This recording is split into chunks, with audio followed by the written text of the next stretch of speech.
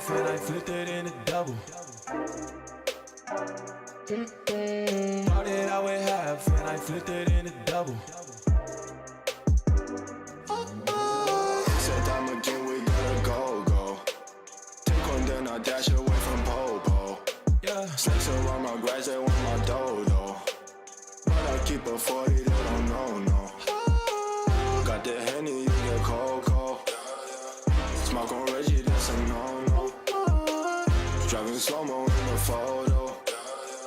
Bitches ready for them photos. There's a lot of things on my mind, yeah. Stacking money like 365. Cause this shit is real. Cause this shit is real. Cause this shit is real. Oh my. Don't say you get money, boy, you being broke. Digit dash up in my circle, you can roll. Only cash up in my vision and the south. Now I'm smashing on the model cause I bought. Hey. Cause there's cream, I'ma take the team. We gon' be hot like steam. I just got the dreams, I know what you mean. It's all funny to the feet, I get 50 to my G.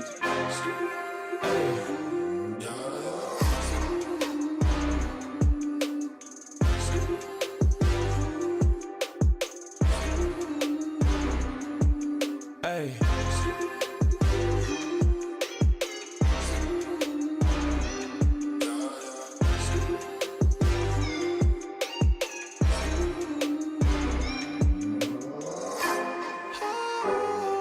Cause this shit is real.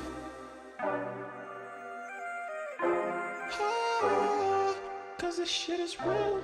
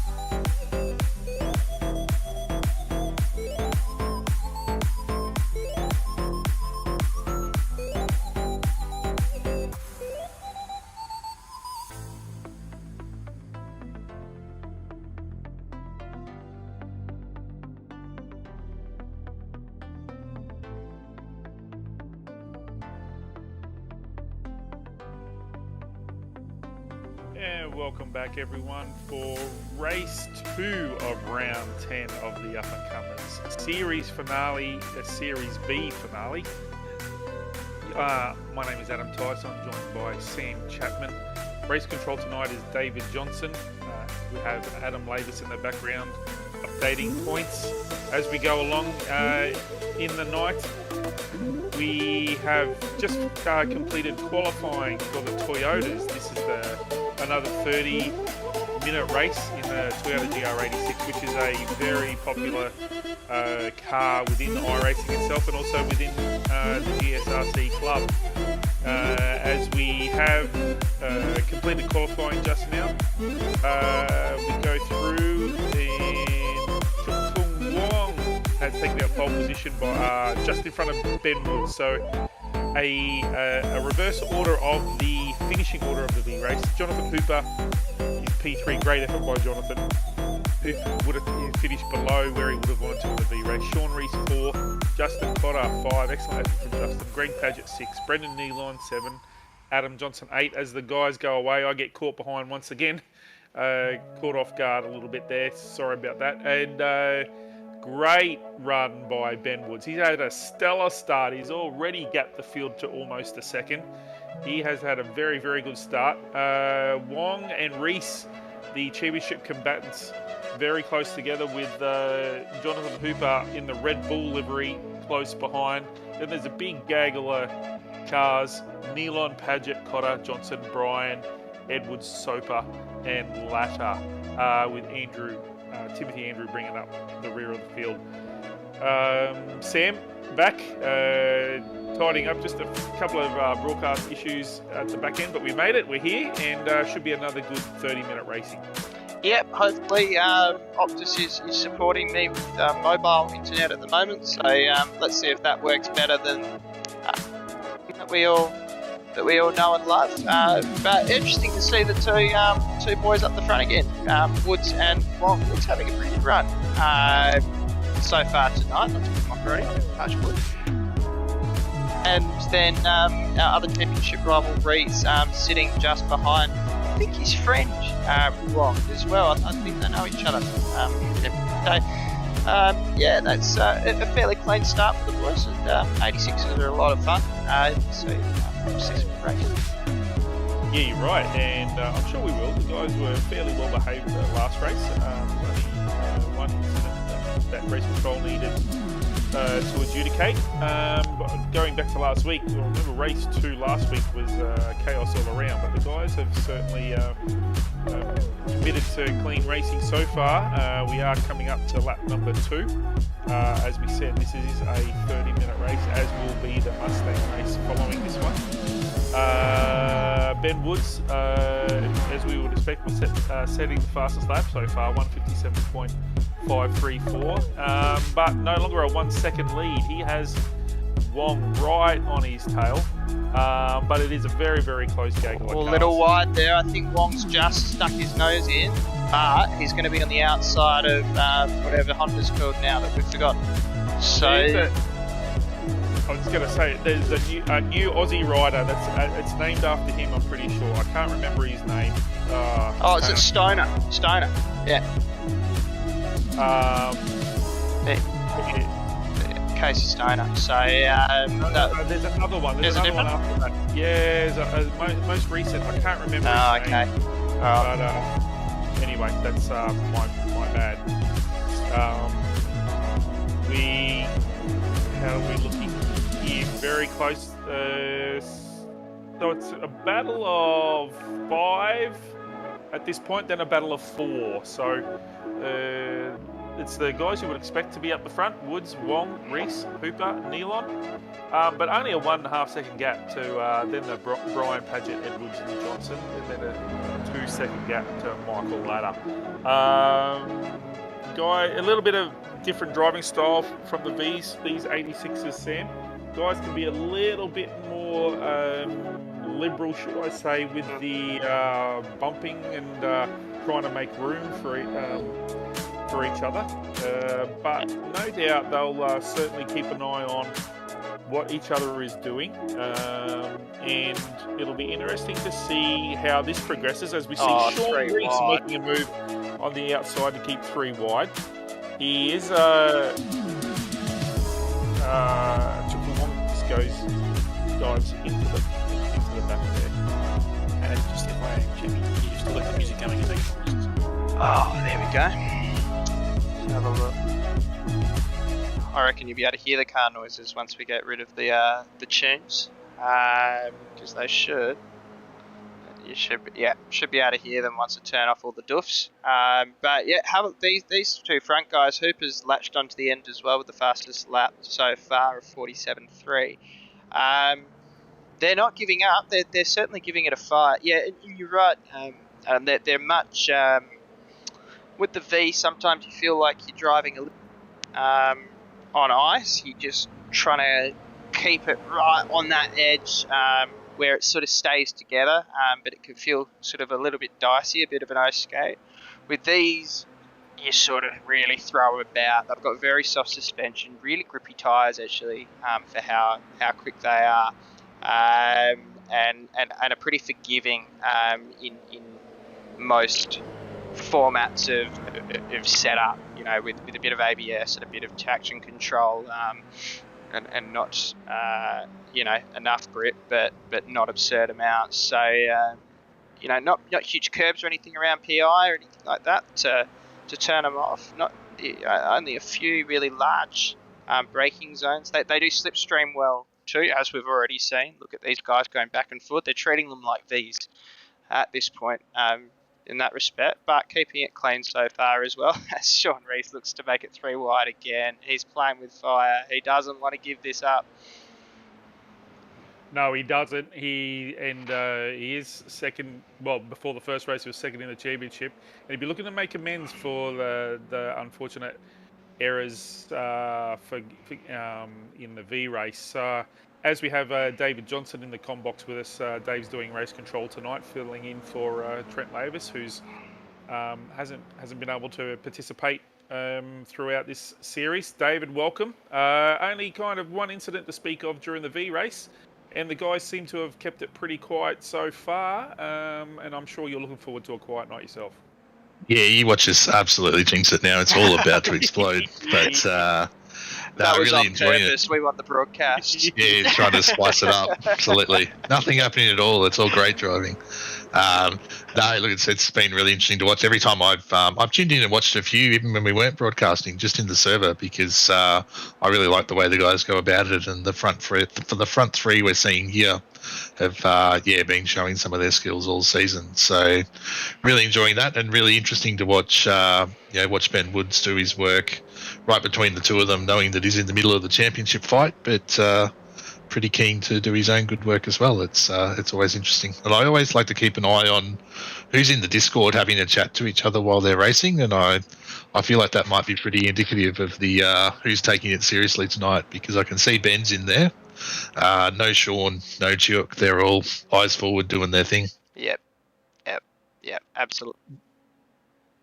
That is a good point you make, Dave, because Discord can get a little bit distracting. I take that from personal experience. Not that you see me up the pointy end of the field, but it can get a little bit distracting. So it is a good point you make where Chuk and Sean have decided not to participate, as Chuk ekes out just over a 1 second lead, but the guys behind aren't going to let him go too far, as there's a car off in the background. Brendan Nealon, I think he's done that all on his own. Well, I'm sure we'll get a replay of that shortly.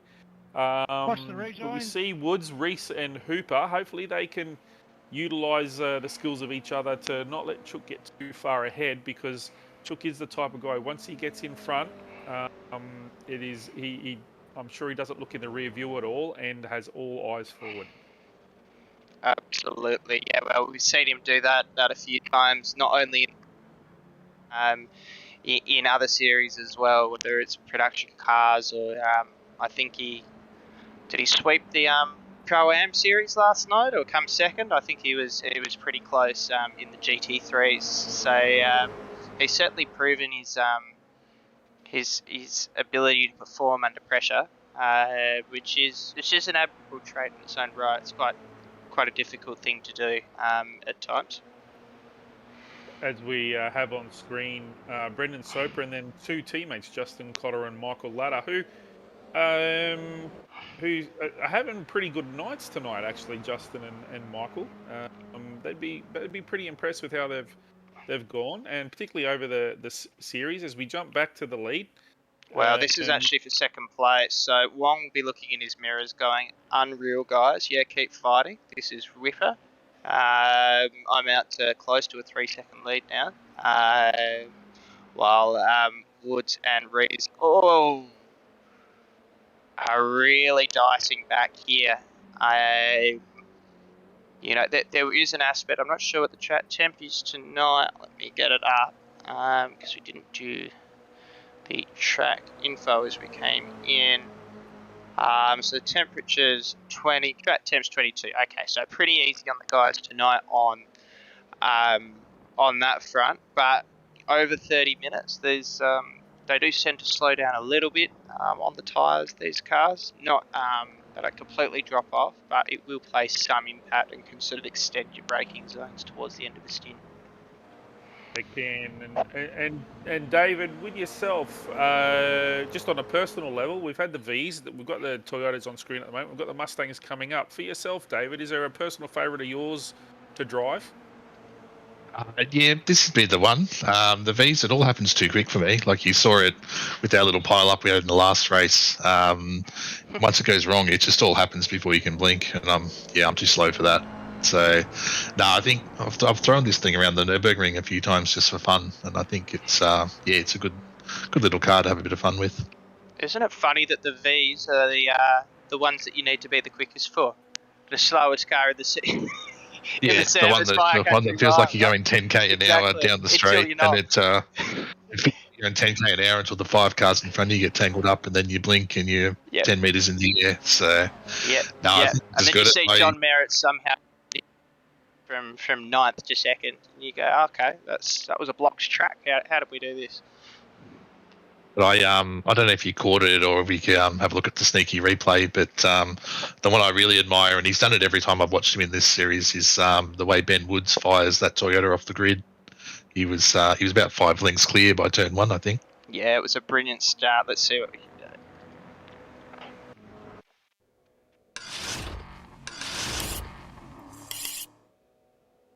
I had a chat to him last time I saw him do it, and he's got the clutch working beautifully. And it looked like he had it working beautifully there. He got off the line the best, and quite a few others got stuck on the line. So Ben, as we see there, Ben took a 6 or 7 car length lead, 100 meters down the straight. I'm actually just wondering, Sam, if any incidences with the name Greg Padgett beside them have come up on your screen, because he's now all the way down the bottom of the field in 12th. Which is not good for his prospects for tonight. I am seeing an off track, and I am seeing the on track 17 seconds later, which is not a good sign. So let's see. It's this. Bit of gas on that outward turn. I will have been trying to work out how to get back there very carefully, mind you, which is good to see from Greg. But he's also trying to get out, and the wheels are just spinning there too, because it's a bit of a hill, and they don't have a whole lot of grip on those little slicks there. And shout out to Greg. I had my 9-year-old in doing some race control assist with me. She was very disappointed with the lack of crashes, but she really likes the pink car, Greg. We aim to please here in the up and comers, so I'm glad that that could happen. She's had a bit of a quiet night then, Dave. I hope you're not paying her, unless you're paying her in lollies or thick shakes or something. I did offer her iRacing dollars that didn't really hit the mark. So, no. Well, I mean, she'll be happy now that she can watch the 8 hours of Bathurst as well and see some pink cars out there too. It's a running joke in this house, actually. Every night as I head into Sean's off the road. Sean's off the road. He's gone wide. And he's done that on his own too, I think. He's just taken that corner too wide and got himself on the grass, and it's not agreed with him, and it's unfortunately pushed a little bit too hard, I would imagine. Actually, he's alongside there. Okay, so he sort of tried to avoid that car. He's on that curb on the outside, which doesn't have as much grip on it, when he was already braking late already, and he couldn't come to the inside to try and square that back up. So unfortunate for Sean. Well done for missing the rest of the traffic, but unfortunate for him. 4th place and still with a decent lead on Brian behind. But yeah, Wong looking pretty confident out there, 4.4 seconds ahead of Woods. But he's in a battle with Jonathan Hooper, who I think was the one in the Red Bull livery that Sean avoided. So yeah, you're right. I kind of caught the end of it, but it did look like Sean had to jump on the brakes pretty quick to avoid getting out of the back of Hooper. So Sean would be upset with that, but he doesn't. He only loses that one spot. So he is unfortunately though now 7.5 seconds behind the pack of Woods and Hooper, with Wong 4.5 seconds in front, and also the fastest lap of the race so far with a 1:46.359. So he's having a very, very good night, our Chuk Fung Wong. Absolutely. Which, I mean, there's a reason he's leading the championship. He's a very, very quick guy. And I guess what well throughout the season is a bit more consistency from him too, which is the key to getting into that point, right? It is, yeah, that's right. The consistency plays a huge, huge key, and the old racing adage of slow is smooth and smooth is fast. So I've got the slow is smooth bit. I just don't have the smooth is fast. So hence why I sit here with you good-looking fellas, and not out on the track making a mockery of myself. But hey, David, I know we're probably speaking a little bit too early because we haven't even finished this season yet. But could we potentially say that up-and-comers in some sort of form will return for next season, being that as we see on screen, who is that's Justin Cotter. Justin Cotter's gone around on his own. Yeah, David, could we potentially see an up-and-comers series next season as well? Yeah, look, it's an interesting question because I have come from the committee meeting through to race control, and we did lock some things in, and I didn't actually really get any pre-approval about how we're going to announce that, so I could probably just go off my own bat and do it all myself, I guess. Oh, so you can do all the next season once, I think. I reckon the up-and-comers broadcast deserves that. I'd give you all the scoops. Let's go. Yeah, so it's a bit of I might build a bit of an anticlimax here, but we're going to do something I don't think we have done before.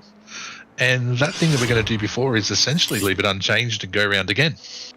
Oh, wow. Okay. Happy with the numbers, happy with the series. Supercars has made a good return, even though we're not broadcasting. We've still had strong numbers.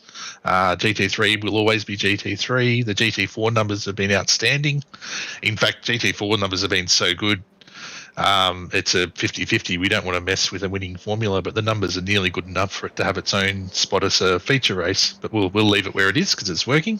Yeah, I was hearing rumours of that. I was sort of hoping it would become a bit of a feature one because I was planning on doing it. But no, that's all right. It is good in its current construct as well. All right, brilliant. So the series runners will still work out obviously what tracks we're running and which rounds are sprints, which rounds are enduros, and Dave May, I know he's had a busy week and he's not around tonight, but he'll be working that all out, working out what we're going to be doing with up and comers specifically. But I'd expect very much more of the same. And I think the biggest thing with up and comers is I see some messages from time to time. Joss Zuno got in early with it's a good comment early tonight to go, geez, some of these guys are pretty good. How we go about whittling down the requirements a bit to make it a bit slower. And I'd probably just put out the shout out to new drivers who have only just signed up for iRacing or just joined the club to come and join us down the back end. The bigger the numbers we get down the back end of the field, the stricter we'll be on who's allowed to race. So I would say don't let anyone put you off. The more bandits we get down the back, you've just downloaded iRacing, which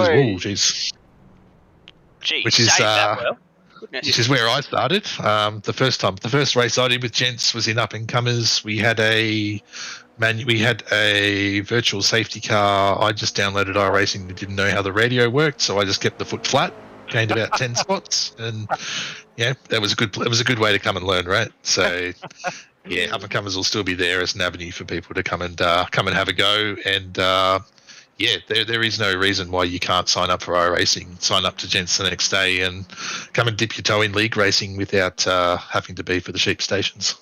Yeah, absolutely. It was how I started as well. I think it was about a month of iRacing when I found the gents, and then found the what was the social series at the time, which is just it's a great option. As we were talking about the other night, Adam, not seeing blue flags and be scared of ruining people's races that are fighting for sheep stations. You can be a bit more relaxed in that respect and enjoy it a little bit more.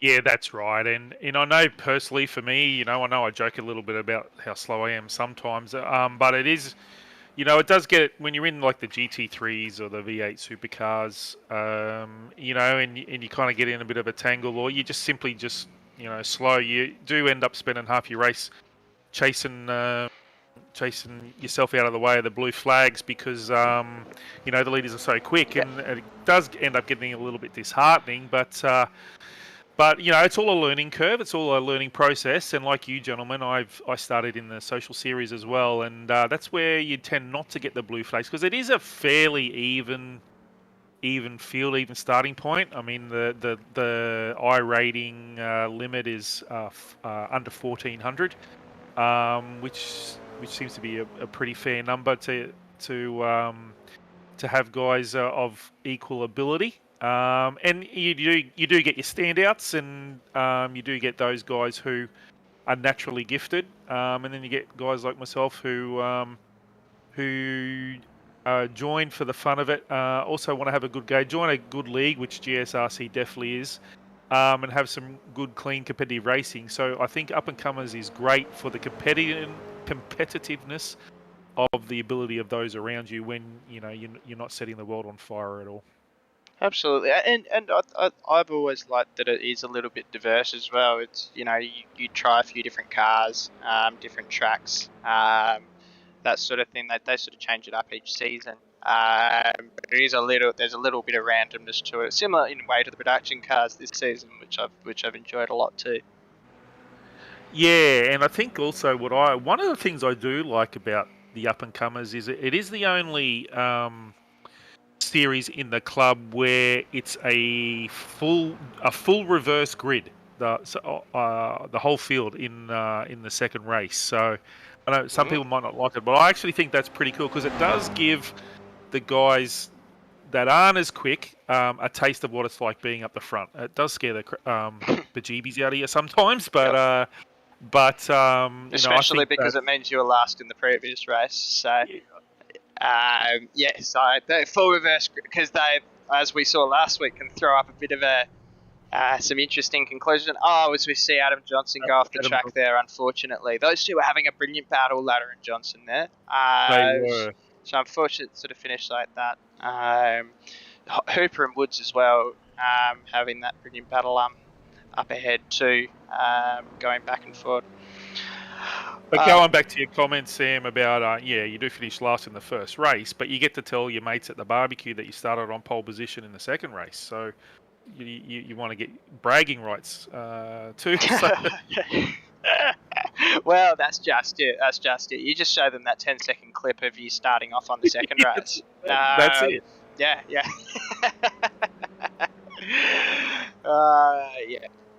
But no, obviously, we can't sing its praises enough. Having both enjoyed our time in it, and it both being, an important incubator to get started in the club when everything else may be a little bit daunting.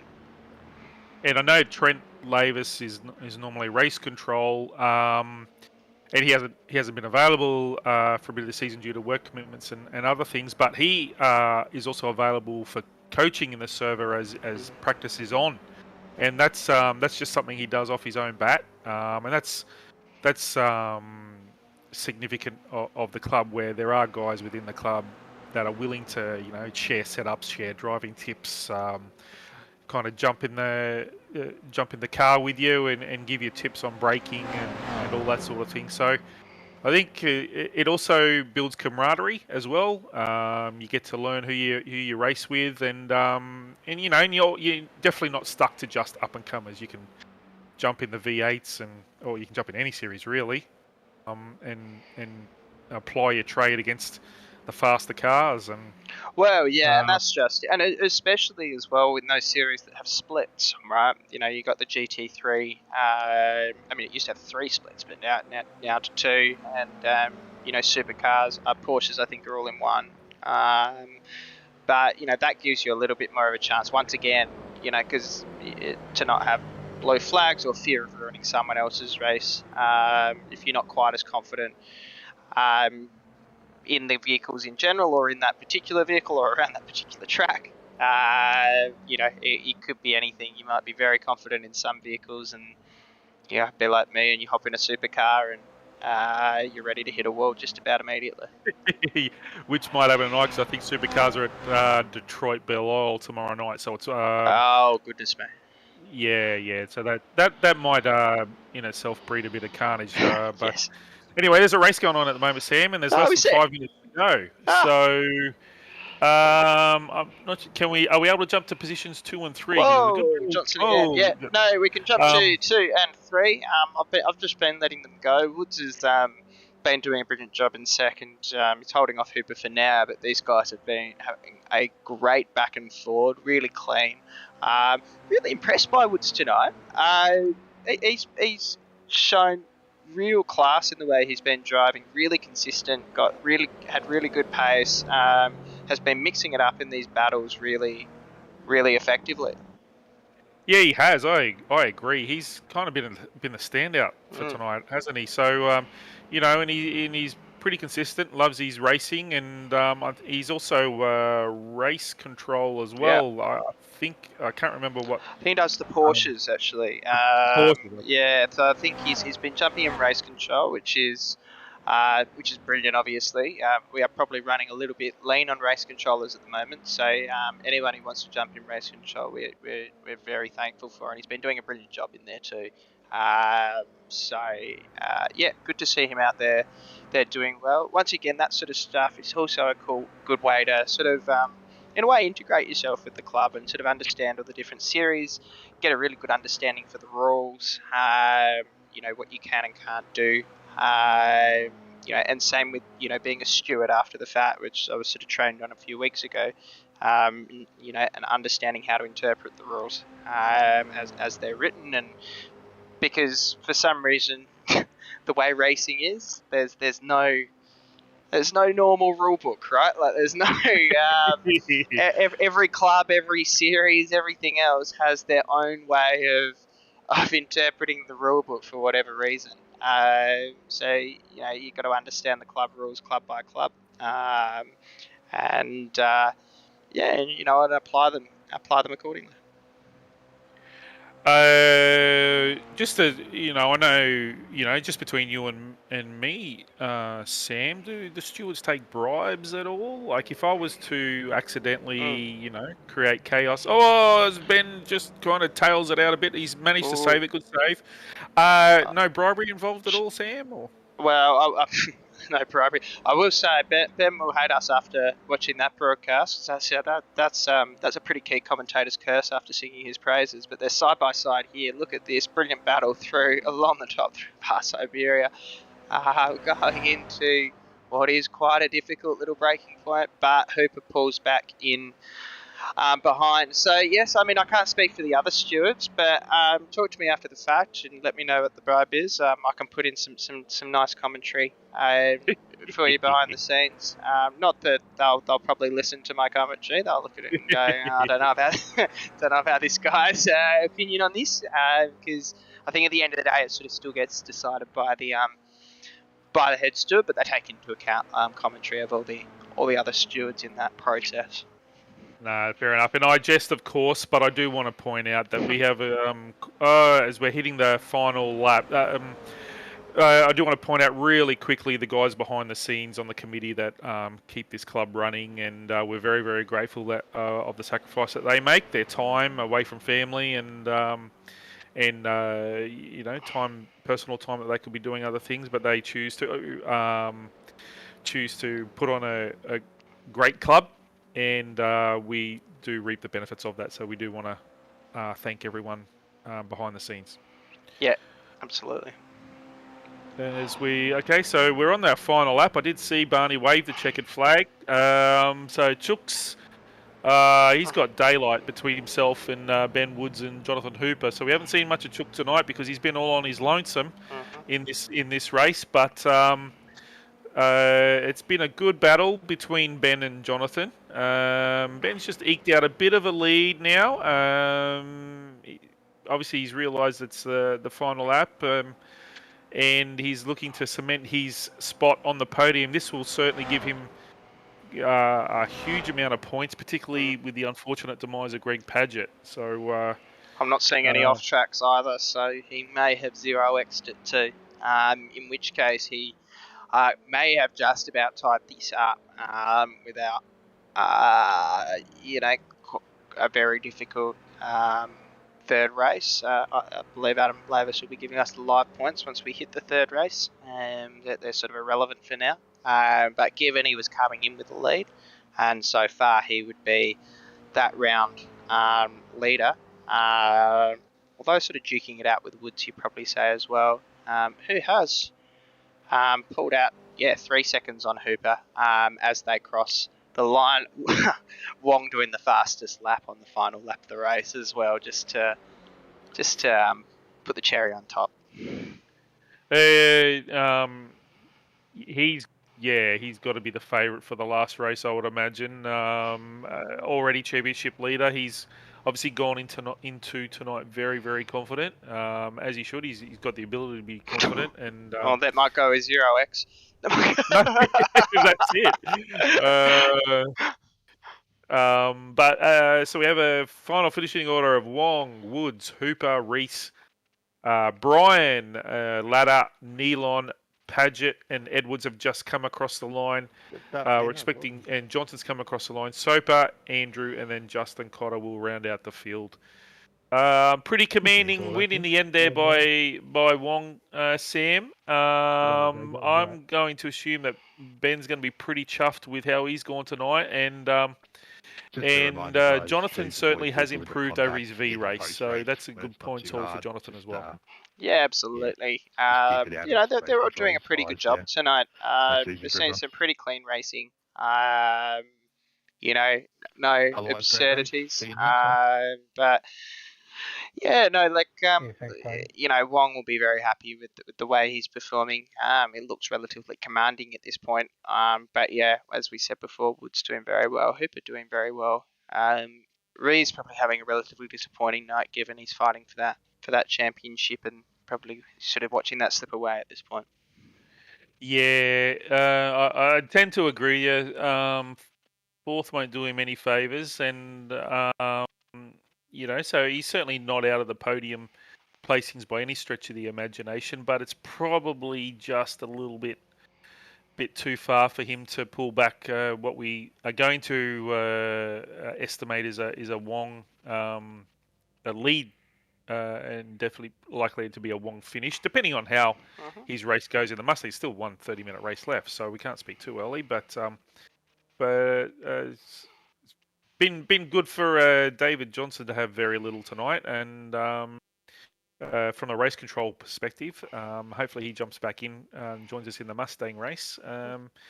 But it overall has been pretty good night so far, Sam, and I'm sure some of the guys will be impressed. They'll be certainly used to Phillip Island by now for sure. The Mustangs are a different beast altogether between the Toyota and the V.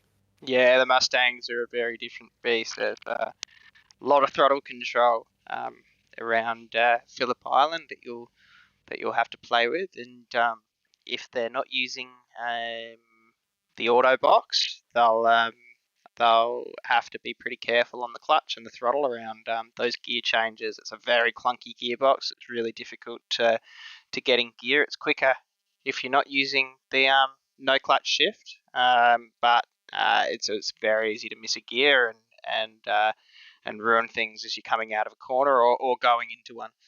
So, we might see a little bit of that tonight.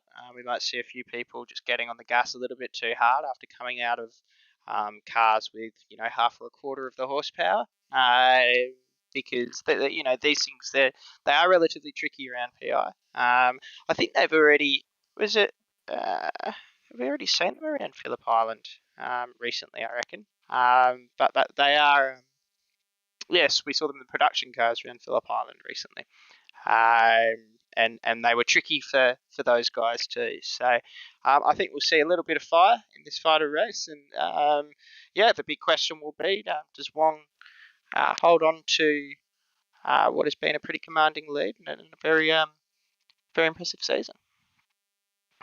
Yeah, 100%. So we have a bit of a gap before our next race. I've almost finished my cup of tea. I wonder if I should boil the kettle and get ready for round number 3 with the final round where, yeah, it's all to play for, particularly for positions 2 and 3 in the championship. Absolutely. Well, we'll come back just before the end of quali here, and we'll talk to you then.